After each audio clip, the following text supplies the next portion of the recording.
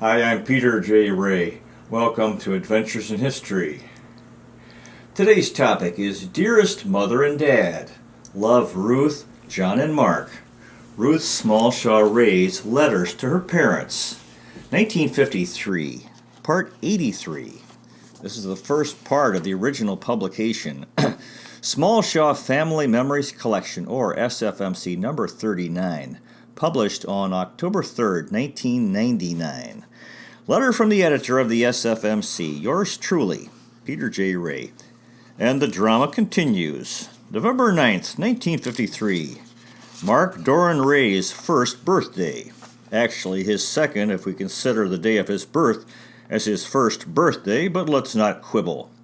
Mark turned 1 year old, and John and Ruth, as well as Gertrude, Doran, George, and Gus, couldn't have been more proud of the fine son and grandson. Christmas 1953. Ruth, John, and Mark flew from Cleveland to the winter vacation capital of North America, Regina, Saskatchewan, Canada. Who needs the Bahamas, Mexico, and Hawaii when you can go to Regina in the dead of winter? And how wonderful it was for Gus and George to meet Mark. And dear Ruth was able to get some much-needed Regina and home comfort. There's no place like home, Ruthie, even if it is Regina. And into 1954, by spring, the tough Cleveland winter was fading. Pamela Ruth Ray had made the journey from heaven to earth and was waiting in Ruth's womb for her venture into the outside world on June 19th, 1954. 602 Huntmere Drive, Bay Village, Ohio, November 12th, 1953. Dearest Mother and Dad, well, our firstborn male child, as John says, is now 1, and it really seems hard to believe. What a change he's made in our lives, but we feel that he's really done splendidly for his first year of life, a really happy, healthy, outgoing little boy. Many thanks for the nice navy blue corduroy overalls. He'll get a lot of wear out of them as they fit fine. Arrived Tuesday, no duty, and the card's so cute too. Fortunately, all our 3 colds seem to be okay now. After I last wrote, Mark seemed to disappear quite readily as his vaccination got past the bad stage, so it might have caused him the discomfort. And then, too, his 7th tooth came through on his birthday. When I hear of the trouble Joan and Dale have with their daughter teething, I feel we've been very lucky there, too. Oh, and he had such a nice birthday. We celebrated with the Rays here Sunday and by ourselves Monday, so he really had 2 parties. Saturday night, Mark slept 13 hours, then 2.5 hours while I was at church taking care of the coffee hour, and 2 hours while John was at confirmation class, so he was in fine spirits. Mr. and Mrs. Ray brought Mark a real cute rocking horse that holds 200 pounds, so sturdy. Carol brought him a cute outfit, aqua corduroy pants and pretty sweater and aqua socks. John got Mark a musical teddy bear, rubber train and ball, and great-grandma and Grandpa Zook sent him $1. Uncle Fred and Aunt Helen added $10 to his bank account. Guess Mark will be a capitalist. Patty Rose next door brought over a toy helicopter, and he got cards from Grandma and Pa Smallshaw and Bud and Doris, too. 7 cards in all, so he was a lucky boy. The Rays and Carol were here for a little supper and birthday cake. Mark really liked his cake. Thought you'd enjoy seeing some of the snaps. Return any you don't want, also of the last set. Connie apparently didn't have time to go via Cleveland. She wrote from Halifax that she'd phone Tuesday, but no word. I guess she'll be home soon now as she starts work Monday. Say hi to her when you see her. P.S. Connie just phoned from Ontario as I was putting Mark to bed. She won't have time to come down. So sorry. Mark was yelling, the pud. Like to have seen her. R.R. Had the bridge Had the 5th bridge lesson last night, and we're going to have 8 lessons instead of 5 as we had money extra. Do you play Goran? There's so much to it, and then too I need practice playing. Just the bidding all seems quite involved to me, but guess it'll clear up. The fellow expects to have our 2nd floor finished Friday, so then we'll have to paint it and get furniture and rugs. It'll be good to get it done, though. I had a note from a girlfriend saying that Mark's photo is on display at Higbee's, where we had lunch that day. Write soon, and again, thanks for Mark's nice birthday gift. Love, John, Ruth, and Mark. Sunday night. Dearest Mother, just arrived back from our weekend at Oberlin and Sandusky and had a fine time. Oberlin won the football game, and Mark was just full of vinegar and pep at Sandusky. Boy, is he a live wire. Hope that your birthday parcel arrives on time and that it's what you want. Still hope to be seeing you sometime if it's convenient, but just wonder how I'll manage our bouncing 30-pounder on the trip. He crawled out of the car bed last night, and we had to barricade him in. Joan is expecting in May, and Anne hopes another baby will come in July. Vera's comes in December, so we're on another round. Certainly hope that you have a fine birthday. Saturday, we'll be thinking of you and wish Mark could give you a big hug in person. Love you and happy birthday. John, Ruth, and Mark. 602 Huntmere Drive, Bay Village, Ohio, November 25th, 1953. Dear Mother and Dad, good to get your last letters and hope that by now you have Mark's birthday pictures. Thanks, too, for the snaps of you folks. Bud and Doris look so happy. Doris is such a pretty girl. Bud's a lucky boy to have such a lovely wife. We had a breezy note from Bud, and we're glad that they had such a festive first anniversary. Very nice. Mark is just fine, and we were so pleased that he got well so quickly. The earlier they have the vaccination, the less it affects them. However, he had his shots in the spring, and then during the summer they don't like to do anything like that because of lowering resistance during polio season. So we had to wait until fall. The next baby can be done earlier because of being born a different time of year. Get everything over with next winter. They do them again before they start school. I was not vaccinated until I was about 8. I remember being done with Bonnie at school. John's folks were over Friday night, and Mark was so cute. He sat by the front door and waves his hand and said, "Bye-bye." So I guess he's getting to know the meaning. When they left, he had nothing but a diaper on, and as John's mother went out the door, he made a big lunge for her. Bye-bye. He wanted to go too, clothesless yet. Tomorrow is the big day down here, Thanksgiving. We're going to Marion, Ohio for the traditional big dinner. I guess about 40 to 50 will be at Mark's great-grandma's. Everyone takes part of the dinner. Turkey Mrs. Ray will take cooked, and there will be all the trimmings. I've never seen more good food than they have. They told us not to take anything, but I baked cookies and will take my watermelon pickles. But it doesn't seem much for all we enjoy. Poor Mark just didn't appreciate me spending the day at cookie making. He kept trying to push me away from the sink or stove, and my life was in danger for all the toys he hauled into the kitchen. Finally, when I was doing the dishes, he lay down at my feet on the floor like a puppy and sucked his thumb. It'll be good that he'll have a playmate next winter. I was treating some of the children to cookies when I had Mark outdoors, and their mommies liked them so well they asked for the recipes. Everyone always likes the coconut ones best. I have a new icebox recipe that's so easy. We finally have Mark's blue nylon snowsuit, so all he needs now is boots and he'll be ready for winter. The upstairs looks much better, and he'll finish it next week. John's been working like mad to make the $500 to pay him. Then we'll paint it and get rugs in January, and then work on getting furniture later. Our women's club is having a bazaar, so I painted in oil and 2 watercolors. Hope they sell. John says they will, but he's prejudiced. If you'd had an automatic washer, I'm sure you'd not found working so much extra. You should have sent the laundry out, maybe. John will be confirmed the Sunday after Christmas. John won another case last week and got another fellow off on probation. Bye for now. Love, John, Ruth, and Mark.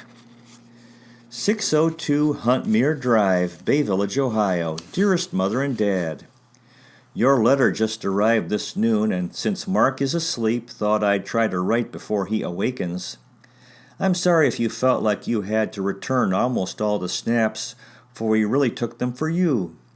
John says it's the least you can have when you can't actually see Mark. I just meant for you to return the ones that were not particularly interesting to you. We'll have a reprint of We Three made, although I'd wish John had been looking up, but glad we got a good one of Mark and his daddy. Poor baby has another bad cold. Just got him well last time, and I believe he got it Thanksgiving. There were 34 people, so many colds, and little children coughing.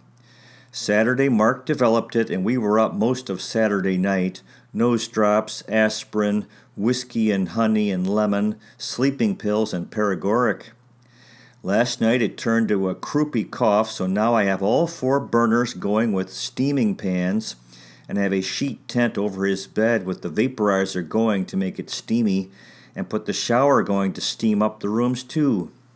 The doctor said to call again if his temperature goes over 100, and last time it was 100, so we'll take it again when he awakens. Have all the blinds and drapes pulled too, so no drafts. Thanksgiving was a real wing-ding. 8 of Grandma's 9 children were there. Only California Tommy wasn't there. Of course, there were numerous grandchildren and 5 great-grandchildren. Grandma Zook had had a bad fall, and Ted says she'll be a cripple, but she's gone ahead with the preparations. I found the trip down rough. Almost 3 hours and felt nauseous. Was glad I hadn't attempted a trip to Regina at this stage of the game. Coming back, I darn near thought I'd die. I think Johnny thought I was foolish. My head ached like it was going to blow up and felt nausea, but was not actually sick. Glad to get home. They had a wonderful array of food, although by the time we fed Mark, the turkeys were slim pickings. We were late. We were late because we'd been hauled into the police station on the way there. It was silly. We pulled up to a light and it said left turn and we went straight ahead. The policeman said we should have gone left anyway, even though we were on a highway going straight ahead. John had never heard of that rule. They seemed pleased with my paintings for the bazaar, so I must try to do more. I'll be interested in seeing what they get for them. Grandma Zook said to say hello to you if we go home. I've just been calling the airlines and wish it didn't cost so much. $350 plus for us both. We still don't know if we can swing it or not. John says if we can, he may take his vacation, then not any next summer. Wonder how we'd get to Estevan if we do get to Regina. Hope Dad won't put the car away. I'd like to come, but there seems so many things in the way. If we're away for the 27th when John is confirmed, he'll have to be done later at another church. No, we're not going to do any more upstairs until after January, then we'll start painting, later on rugs and furniture. It will take time, but we have a while before we'll need it. Have I told you that Mark can whistle? John taught him, and he looks so cute. He puckers up and really whistles, better than I can. In the tub, it's so cute when I put soap suds on his tummy. He rubs too, very interested in his navel and birthmark. Did I tell you Vera had a baby girl, 6 pounds, 8 ounces, the size I'd like to have, but probably won't. She was a month early, as was Greg, so guess Vera is an 8-monther. Sandra Lynn, and Vera says she's so cute, fat cheeks. Vera had shined up her house, washed and ironed her frilly white nylon curtains, had Christmas presents wrapped, and cakes and puddings made, so was prepared. She only had 5 hours labor, 4 a.m. to 9 a.m. Wish I could do that. She certainly sounded happy. I called her while she was in the hospital. She's not nursing and was taking shots for that to dry her up, and also shots for afterbirth pains, which they say come with the second baby. I go to the doctor on Saturday next. John got tickets for the play John Loves Mary, so we'll go to that Saturday night. First time we've been out in ages, it seems, together. I'm looking after a girl's 3 children Thursday, then she'll look after Mark Saturday night. Save on babysitting fees. The following Saturday, we're going to a junior chamber dance. The photo on display in Higsby's is the one you have of Mark.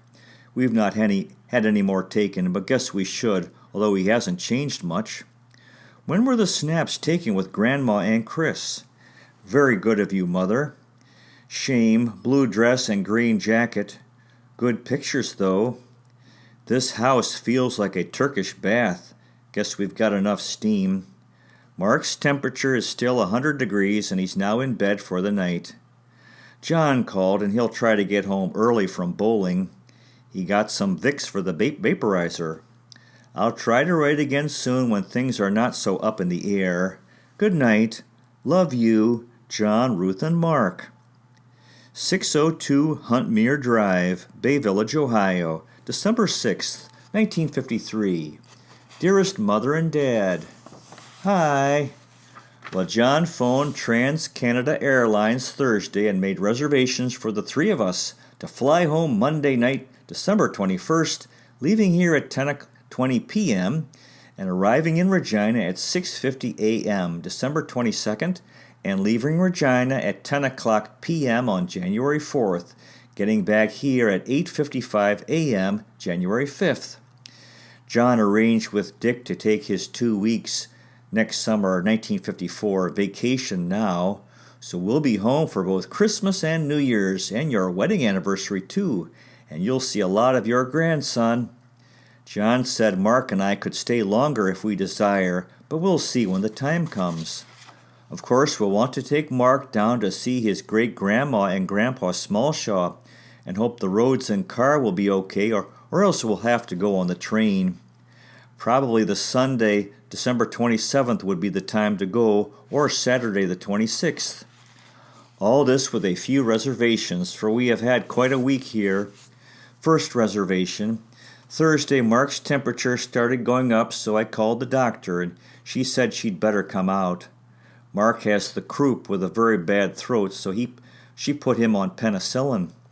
He's been taking it since Thursday and still has a slight temperature, so when the penicillin runs out tomorrow and if he's still sick, we'll have to call her again. With all this, the water heater started to leak, and the man said we needed a new one, which he proceeded to install, $100, draining the tank in the middle of my washing, and I was washing till 8 o'clock p.m. by the time all was set and the doctor'd been here. He'd put the water heater in the wrong place, so we had a slight altercation there, and also had cold water for the wash Saturday, diapers, you know. So he had to move it Saturday, and we had that again all day. My electric mixer burned out in the middle of a cake. Friday I had cramps and some trouble, and the doctor suggested I go to bed that evening. And when I saw him the next day, he suggested that this trip be only on the condition that I have no further trouble. Saturday morning, Mrs. Ray, Carol, and Katie, John's cousin's wife, stopped by on their way shopping, and on learning of our difficulties, Mrs. Ray insisted on staying and helping me. She washed and finished the ironing and mended John's pants for me, a real job, and looked after Mark while I went to the doctor. It certainly was a lifesaver to have her come. Katie had had exactly the same symptoms as I have 6 months ago, and she lost her baby. She's now pregnant again and is fine. The doctor said to take it easy and I should be okay. I don't like him as well as Dr. Taylor, but he's highly recommended by Dr. Taylor, so should be good. He said I should gain only 15 to 20 pounds, as against the 34 I gained last time. Last night we went to a cute play, John Loves Mary, and then John bought me a banana split. It was so good for us to get out on a date, as I've been out so little with Mark sick. Today I went to church and they asked me to take over the nursery. I did, but would rather have gone to church. However, the babies had no one to look after them, and a new little boy who kept running out, or trying to. John looked after Mark all day and found it rather exhausting. I wish Mark were improving more. We seem to be doing everything and have a big $10 humidifier in his room.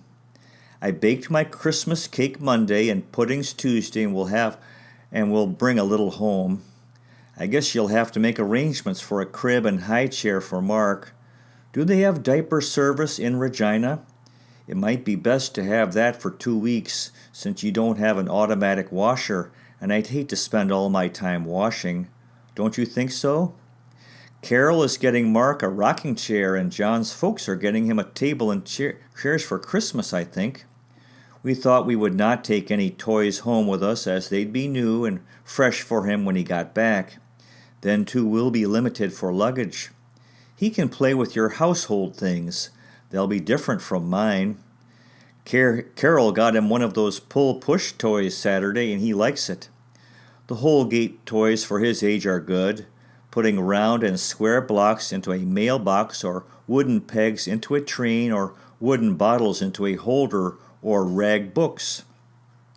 Most of his things are too babyish, a rattle, or too old, paper books, maybe too heavy to bring back, but he loves my pots and pans.